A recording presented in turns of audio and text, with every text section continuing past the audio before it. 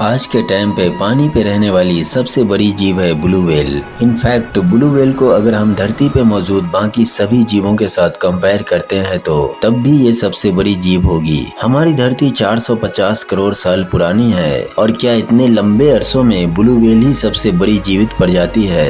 वैसे blue whale को मछली कहना गलत होगा क्योंकि ये एक मैमल्स प्रजाति की जीव है। मछलियों की प्रजाति के हिसाब से द ग्रेट व्हाइट शार्क आज के समय में सबसे बड़ी मछली है। इनकी लंबाई कद 15 से 20 फीट तक होती है। लेकिन जैसे आज से लाखों साल पहले धरती पर डायनासोर राज किया करता था, ठीक उसी तरह से एक शार्क की प्रजाति भी अतीत में मौजूद थी। इसका नाम था मेगालोडॉन। दोस्तों, इससे पहले तहे दिल से बहुत बहुत स्वागत है ब्रह्मांड एडवेंचर में।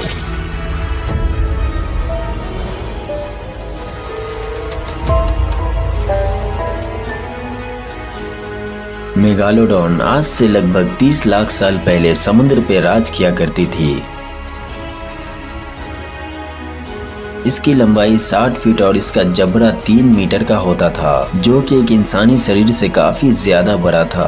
मेगालोडॉन के इस जबड़े में लगभग 270 नुकीले दांत होते थे और इनके जबड़े में दांत 5 लाइन में होता था और इन दांत की लंबाई 3 से 7 इंच की होती थी। और आपको जानकर हैरानी होगी कि अगर किसी दुर्घटना में मेगालोडॉन का दांत टूट जाता है तो नया दांत निकलने में सिर्फ 1 से 2 दिन का समय लगता था। मेगालोडॉन अपने शिकार को मुंह से दबोचते समय शिकार पर जो प्रेशर क्रिएट करता था वो करीब 10 टन के बराबर था, जो केचुए के सील को भी आसानी से तोड़ सकता है। इसका वजन करीब 100 टन के आसपास होता था। मेगालोडॉन शार्क इतना बड़ा था कि इनको हर रोज भारी मात्रा में खाने की जरूरत होती थी। वैज्ञानिकों के अनुसार इनको हर दिन लगभग 1 टन खाना चाहिए होता था, जो मेगालोडॉन समुद्र के व्हेल, सी काऊ या फिर सी लाइन जैसी जीवों को खाकर अपने हर दिन की जरूरतों को पूरा करता था। मेगालोडॉन के बच्चों का वजन 2 से 3 टन और लंबाई 10 फीट का हुआ करता था और इनका जन्म समुद्र के इन इलाके में होता था जहां पर पानी की मात्रा काफी ज्यादा होती थी,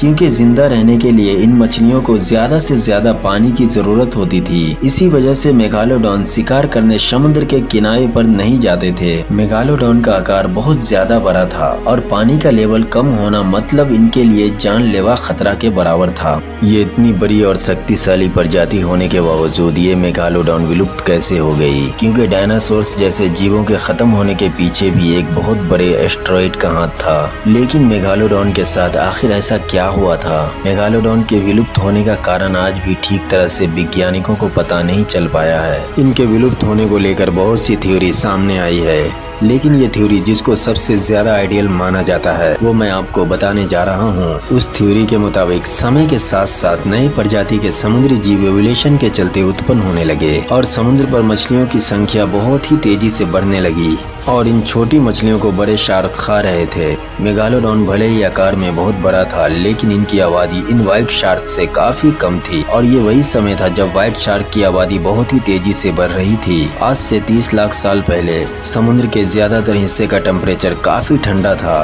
क्योंकि मेगालोडॉन के लिए ठंडे इलाके में जिंदा रहना काफी मुश्किल था। इसीलिए जैसे जैसे ठंडी बढ़ती गई ये मेगालोडॉन समुद्र के गर्म इलाके में चली गई, लेकिन कुछ मछलियां तो ठंडे इलाके में ही रह गई और उस समय गर्म इलाके में बहुत कम छोटी मछलियां हुआ करती थी। मतलब मेगालोडॉन प्रजाति के लिए खाना कम पड़ रहा था और मेगालोडॉन को भूख लगने पर ये अपनी प्रजाति के छोटे बच्चे को भी खा लेती थी। तो इसी तरह से मेगालोडॉन की प्रजाति पूरी तरह से खत्म हो गई। लेकिन सबसे बड़ा सवाल यहाँ पर ये आता है कि क्या मेगालोडॉन आज भी इस धरती पर मौजूद है? क्योंकि पिछले कुछ वर्षों में ऐसी घटनाएं घट चुकी है कि मेगालोडॉन के विलुप्त होने की बात पर भी एक बहुत बड़ा सवाल खड़ा करता है। 1875 में हुई एक समुद्री खोज में मेगालोडॉन के 2 दांत पाए गए थे, जिनकी कार्बन डेटिंग से ये पता चला है कि ये दांत शायद 10,000 साल पुराना हो सकता है। लेकिन मेगालोडॉन तो लाखों साल पहले ही विलुप्त हो चुका है, फिर ये दांत कैसे सिर्फ 10,000 साल पुराना हो सकता है?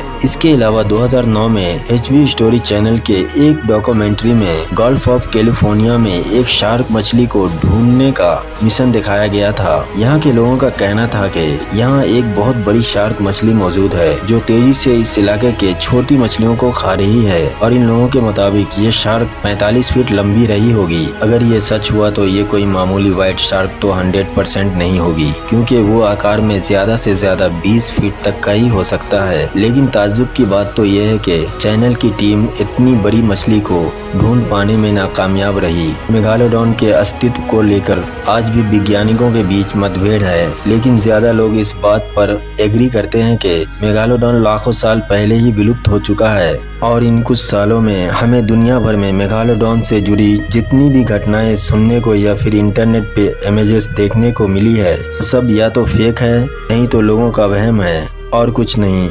लेकिन कोई जीव पूरी तरह से विलुप्त हो चुका है, ये 100% श्योर बता पाना लगभग असंभव है, क्योंकि ऐसे बहुत से समुद्री जीव थे जिनको वैज्ञानिकों ने विलुप्त प्रजाति घोषित कर दिया था, बाद में जाकर गलत साबित हुआ, जैसा कि सिलिकेंट नाम की एक मछली के साथ हुआ था। सिलिकेंट एक ऐसी मछली थी जो आज से 650 करोड़ साल पहले विलुप्त हो चुकी थी, लेकिन यही सिलिकेंट 1938 में साउथ अफ्रीका के समुद्र के किनारे में पाई गई थी, जो डायनासोर्स के समय से अपने वजूद को धरती पर टिकाए हुए थे। इसके अलावा मेगामौथ शार्क एक ऐसी शार्क की प्रजाति थी जो करीब 7 मीटर लंबी होती थी, लेकिन हैरानी की बात तो यह है कि 1976 से पहले शार्क की इस प्रजाति के बारे में वैज्ञानिकों को पता ही नहीं था इस तरह के कोई शार्क धरती पर मौजूद है। आप में से बहुत से लोगों ने मैरीना ट्रेंच के बारे में सुना ही होगा, जो दुनिया की सबसे गहरी जगह है। वैज्ञानिकों के माने तो वहां पर ऐसे विचित्र प्रजाति के जीव हो सकते हैं, या फिर इसका अंदाज़ा भी शायद हम नहीं कर पाएंगे। 21st सेंचुरी के इस मॉडर्न टाइम पीरियड में भी हम आज तक समुद्र के सिर्फ 5% एरिया के बारे में ही ठीक से जान पाए हैं। बाकी का 95% के बारे में हमें कोई भी आइडिया नहीं है वहाँ पर क्या हो सकता है, क्योंकि समुद्र इतना विशाल है कि वहाँ पर सिर्फ एक पर्टिकुलर प्रजाति के जीव को ढूंढ पाना बहुत ही मुश्किल है। तो क्या मेगालोडॉन भी समुद्र के इन 95% एरिया में आज भी मौजूद है, या फिर वो पूरी तरह से विलुप्त हो चुका है? तो इसके बारे में आपकी क्या राय है, कमेंट करके ज़रूर बताइए। वीडियो को लाइक करें और हमारे चैनल को सब्सक्राइब करके हमारा सपोर्ट ज़रूर कीजिए। और अगर आप हमारे चैनल पे पहली बार आए हैं तो हमारे बाकी वीडियोस भी ज़रूर विजिट करें, और साथ ही सब्सक्राइब करके नोटिफिकेशन बेल को भी ज़रूर दबाइए। मिलते हैं अगले वीडियो में, तब तक आप अपना और अपनों का ख्याल ज़रूर रखें।